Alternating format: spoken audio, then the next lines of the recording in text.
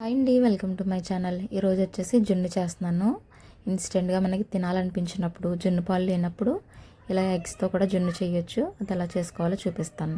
First మనము చిన్న సొంటు, మిరియాలు, అలాగే ఒక ఇలాచీ తీసుకుని పౌడర్ చేసుకుని పెట్టుకోవాలి. 3 ఎగ్స్ తీసుకున్నాను, మిక్సర్లో వేసుకుని ఇందులో 1/2 కిలో బెల్లం వేసుకోవాలి. ఇదైతే కరెక్ట్గా సరిపోతుంది.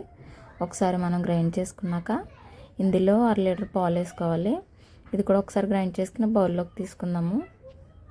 ఫస్ట్ మనము పౌడర్ చేసుకుని పెట్టుకున్నాం కదా సొంటి మిరియాలు, అది కూడా వేసుకుని ఒకసారి అయితే కలిపేసుకుందాం. తర్వాత వచ్చేసి మనం ఇది వడకట్టుకోవాలి.